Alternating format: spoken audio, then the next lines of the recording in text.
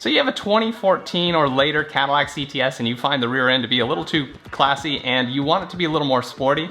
Well, you could convert to the CTS-V rear end, but my favorite way is with the Savage Cadillac Diffuser. I'm going to tell you all about it and how to install it up next.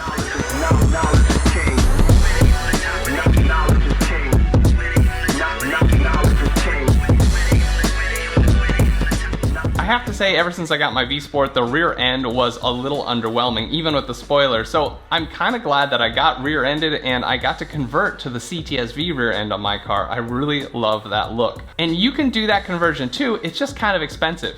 Thankfully for 2017 or later CTSs with the vertical exhaust pipes, all you need to do is swap out the lower valence for the CTS-V Diffuser. And that's gonna be about $250 from a wholesaler like 404parts.com or over $350 from a dealer. But if you want that nice carbon fiber look, you're looking at more like $2,200 or so from wholesalers, or over $3,300 from the dealer. That's a lot of money. I mean, carbon fiber is expensive. If you have a 2014 to 2016, it's even more complicated. You actually need a 2017 or later CTS bumper or any CTS-V bumper. You should be getting the crash bar and the absorber underneath, as well as a new reverse light bracket and some other little hardware items, and this can cost you about $1,200 to $1,500 in parts if you include the exhaust tips you need to buy. And then of course, there's labor from a body shop and paint.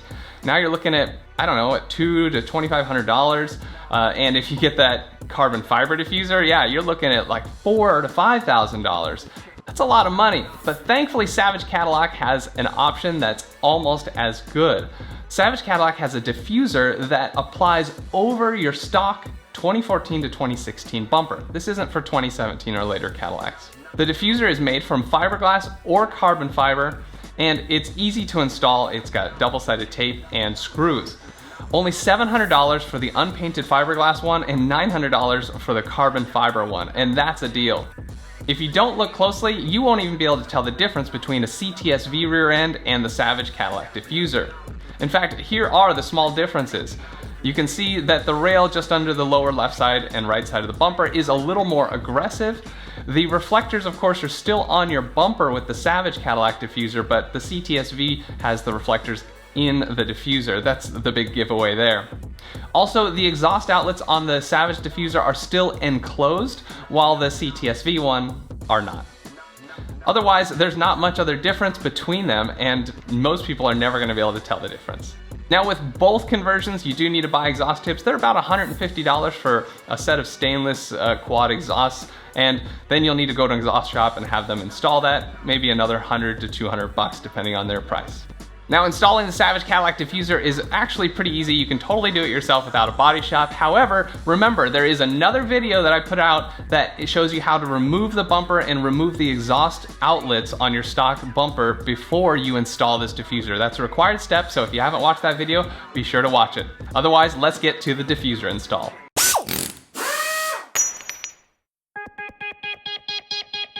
All right, to install the Savage Diffuser, you really don't need many tools.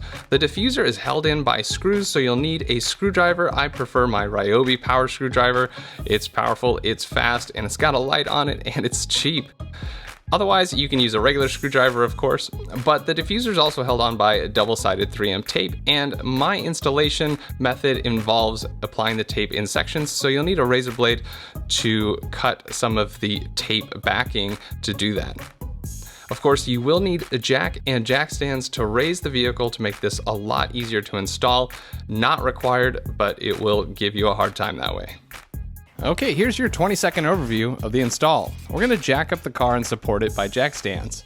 Then we're going to prep the surface so the 3M tape can stick, prep the 3M tape for easy removal, align and apply the diffuser, and then mount it with the included hardware. Now let's get to the details.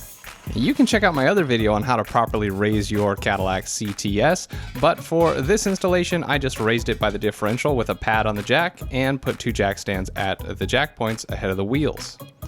Now, we've already removed the chrome outlets. That's one of the required steps here, and you can check out my other video where I show you how to remove your exhaust outlets for quad exhaust.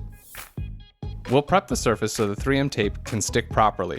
You need it to be really clean, and then wipe it down with a final wipe of isopropyl alcohol, preferably 70% or more, and if that's hard to find right now, go ahead and just use some Windex. Now bring the diffuser over near the rear bumper, place it on a blanket or some cardboard to protect it, and have a look and see how it's going to mount up. Let's take a closer look at the diffuser. You can see it's got 3M tape all around the top edge. I'm glad they used 3M tape and not the cheap stuff. You'll also see that it has a number of holes pre-drilled for the hardware, like 2 under this exhaust port, and then there's another 2 under the other exhaust port. And then down on each wing, there are actually 3 holes, 1 here, and then 2 down here. There's 1 more hole above the reverse lamp, but I decided I wasn't going to put a screw in there. You'll see later. Now, you may have noticed some inconsistencies in the fiberglass in this area. That's because the diffuser is made from 3 parts and they have to put them all together. Don't worry, no one can see this part. In fact, the part that people can see is perfectly smooth. Now, the diffuser's wings cover up this outer 7mm hex screw on both sides. You'll want to remove that because if you ever need to remove the bumper, you won't have access to it with the diffuser on, and it's more difficult to remove the diffuser before removing the bumper. Installing the diffuser by yourself is easy when you have extra supports. Place a jack stand behind each tire and cover it with a soft cloth. These are going to support the wings of the diffuser. Then put a towel on your jack. Put the wings of the diffuser on the jack stands and maneuver the jack under the center of the diffuser.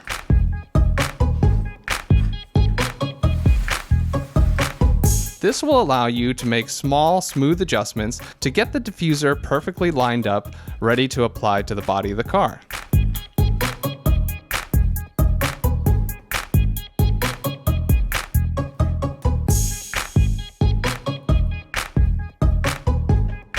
I focused on the reverse lamp to identify if the diffuser was centered up or not. And then I made sure to review the rest of the parts of the diffuser to make sure that they were going to line up properly and attach without a hitch. The next thing I'm going to do, which may have actually been easier while the diffuser is on the ground, is I'm prepping the 3M tape. I want to apply it in sections, preferably the whole back side of the bumper first before the wings. So I'm making slices across the backing of the tape and then getting the backing started. That can be really difficult to do otherwise. And I don't want all the tape exposed because I might accidentally stick the diffuser to the car when I don't want to, and then that could mess up the tape a little bit. So I did this in a few spots, and don't forget to check for areas where the 3M tape maybe ran out when they were applying it and they had to start a new section. Make sure you find all those spots and create loose ends. Rewipe the body as necessary, and then carefully raise the diffuser to within millimeters of the bumper. I use some tweezers to grab the backing of the 3M tape and pull it away. I exposed the tape for the whole back side of the bumper, and then I carefully pressed the diffuser up against the bumper in the right spot. Once you think it looks good, go ahead and apply full pressure. 3M tape needs a good solid amount of pressure for at least 30 seconds or so. So go ahead and do that. I'm doing it on the left, and then I'll move over to the right and apply the pressure as necessary there. This will really help increase the bond of the tape.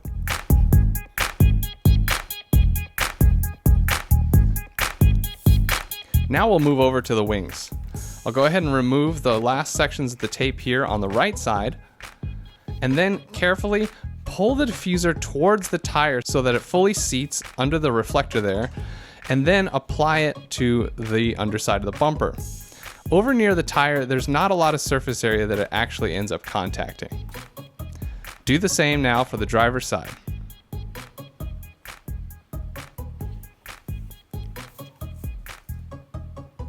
There is a chance you may apply it improperly, and that's why it's important not to give a lot of pressure at first so you can remove it again. But try not to do that. Every time you remove it, it can mess up the tape. Also, if you accidentally apply pressure and you need to pull it down. Be careful not to suddenly yank it and break the wing off. Now, I saw this little problem here. This is where the tape never really contacted the bumper properly.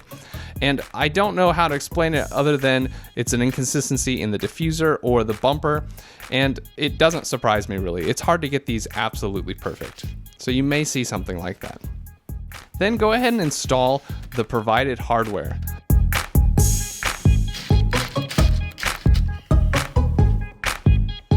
This screw closest to the tire, I decided not to go all the way in because as I tightened it, I could tell that it was going to create leverage and start to pull on the tape. So it's just there for a little security. The rest you can put on, lightly torqued down, but also I wouldn't go very tight on the side. Also, remember where we took out that 7mm hex? It would have been covered by the diffuser here. Feel free to torque down the ones under the exhaust ports.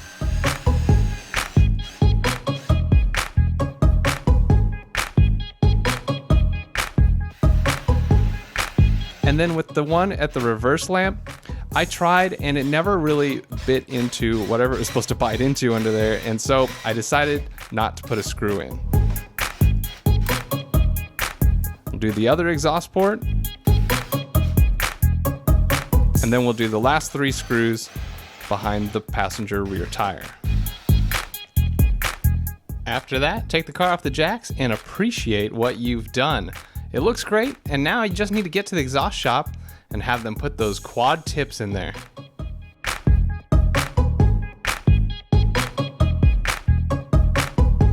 All right, that's it to installing the Savage Diffuser. It wasn't too bad, right? Now, if there's any techniques that you've done when you installed this diffuser, please let us know in the comment section so we can all learn from that. Otherwise, please like, subscribe, and be sure to hit the bell to be notified when my next video comes out. Thanks so much for watching the Jet Fueling channel. I'll see you next time.